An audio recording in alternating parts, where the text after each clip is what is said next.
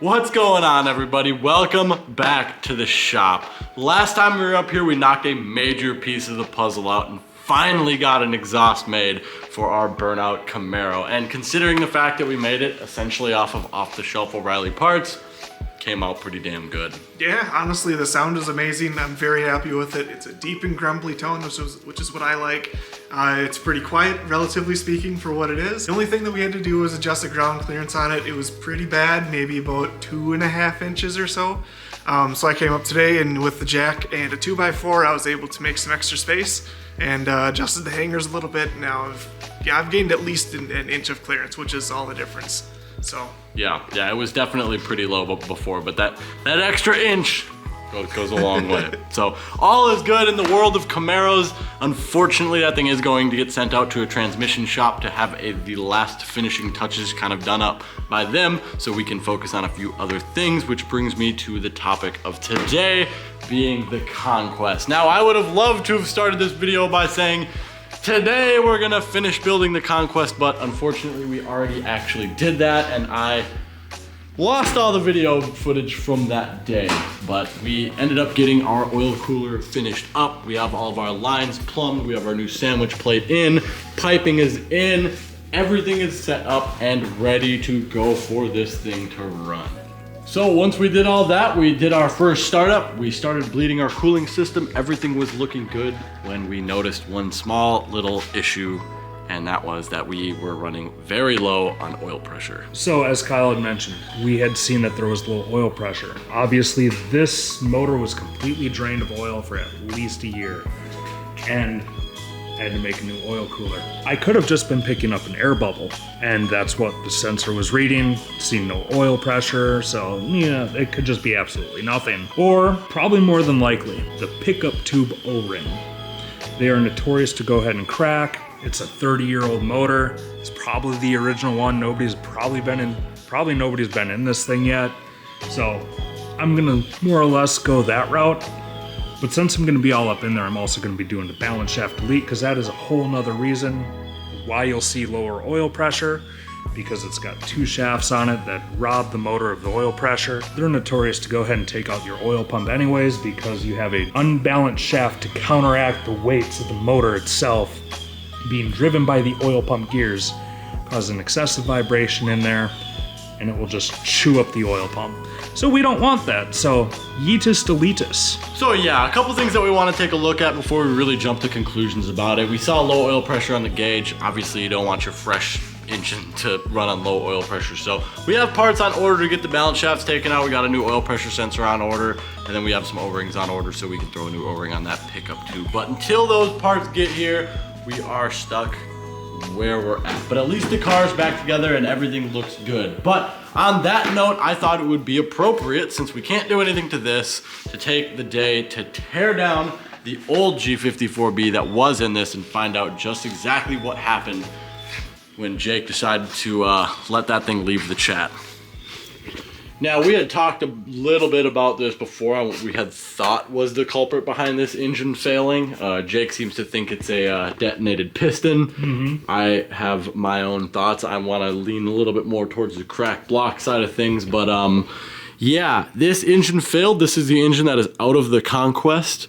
Essentially a stock long block with a slightly bigger turbo, so nothing major done to this engine. I think it had bigger injectors on it. Yep, but as far as I know. Yeah, that's pretty much it. So it shouldn't be, obviously there's no holes in the engine, so hopefully we're not going to find a catastrophic failure and some of this is going to be savable, but we'll see what actually happened. You know, like I said, because I had that serious leak problem on cylinder 3 that spring, I'm thinking cylinder 3 actually left the chat this time. If this block is reusable, I'm probably going to have to sleeve cylinder 3. Oh man. Yeah. Yikes, I do definitely remember that. That was a shocking leak down test. Yeah, it was 15, 15, 15 on 4, 40% on 3. Yeah, so she's cooked. So I think what we're gonna do, we gotta make sure that all the fluids are out of this thing. So we're gonna tip her over real quick, make sure there's no coolant, no oil, none of that. We gotta get these manifolds off, get this distributor out, valve cover, blah, blah, blah. And then obviously then we have to pull the head off to go ahead and actually assess to see if there's any damages to the pistons. Once we're done with that, go ahead and turn it over, pull this pan off, take a look at the bottom end, and hopefully that will, all of that will tell a little story. But it's gonna take us a little bit to undress this thing, so give us a second, get the accessories and manifolds pulled off, and then we'll take everything from there.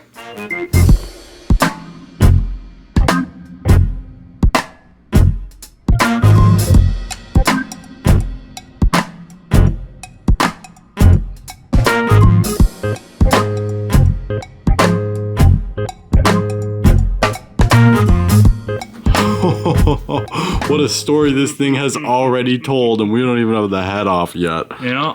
Yeah, so that's chunks of aluminum that I'm pulling off the spark plug. Yikes. Your piston theory is looking a little bit more legit. Yeah. As we get farther and farther into this. So the rest of them look really lean. Yeah. It's almost like it wasn't set up to run, you know, the amount of boost it was running? Yeah, 20 PSI. To be fair, those were just mystery injectors too, so like... Well, no, Trilogy turbos are actually like... But yeah, but they were used in a bag in the back seat. Yeah, but they were brand new, so... If you'll turn your attention to this, it looks like I've got anti-seize on my head bolts. Yikes. This thing is not happy at all.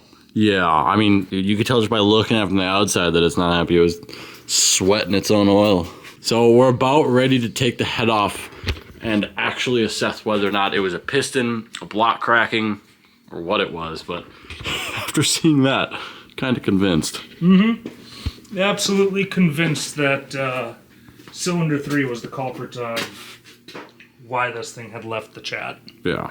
Cool, so let's break these head bolts loose real quick and pop this head off. And you've probably heard this from multiple other people, but very important to remember when removing a cylinder head. You want to start on the outside, work your way to the middle. So these two, these two, these two, these two, and then the middle two.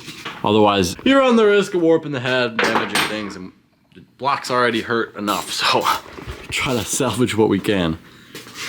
Indeed.com. Yes. But on a G54B, these two cylinder head bolts, they just tie the cylinder head to the timing cover or vice versa. You can take those out right away and then do your normal torque sequence. Ish.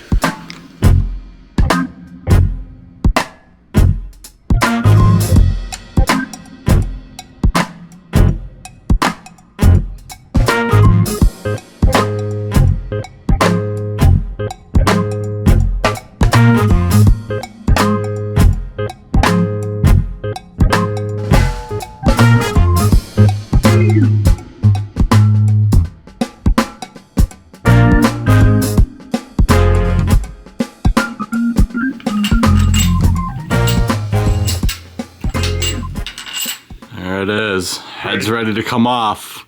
Dude, are you ready? I'm ready to see. You ready to find out what you fucked up? I'm ready to see exactly the condition of cylinder 3. This is the product of wide open throttle and valve float. Well, this thing never really seen valve float. Liar. This one didn't.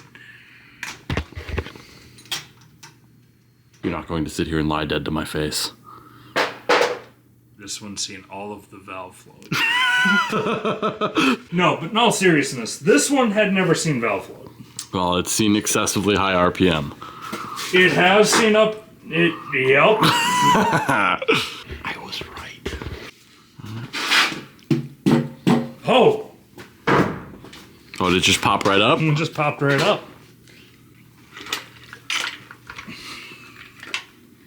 Oh, would you look at that? Oh, yep. Jesus. The whole side of the piston is gone. That's crazy. Oh, you were right. I'm curious to get the head gasket off and see if we did hurt the block as well. Dude. That's gnarly. It doesn't look like you cracked the block at all. Oh, dude, this thing's a hone away from new rings and pistons.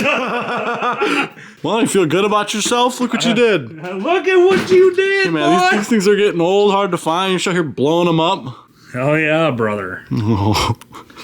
Hell yeah, brother. Curious to see. We're gonna spin it around real quick and see how much damage there is on the cylinder. It's rough right here, bro. Jesus. Well, I can block solid deck. Just hone it out, bore it out, send it on the road. Can you bore these much at all?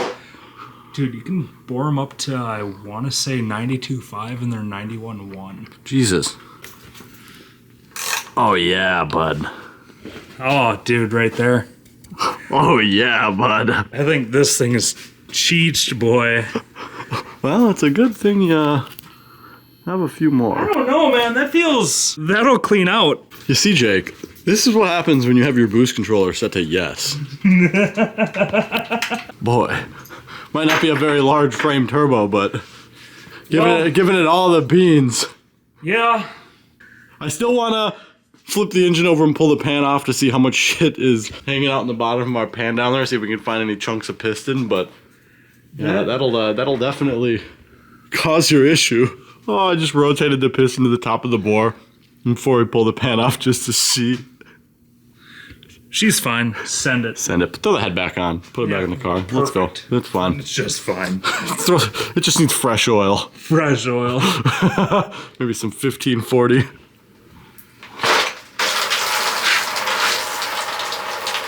Well, that was not supposed to happen. Yuck. Yeah, make sure you tighten these, kids. Yeah, make sure you tighten those before you try and flip your motor. Last bolt. They are nasty. Yeah, this whole damn engine is nasty. You're nasty. You see how nasty it is once you pull this pan off. Oh, boy! God damn. God damn, boy! I figure out how to film this real quick. Jesus. Hold on. Yuck, bro. More yuck is this. Got a ring.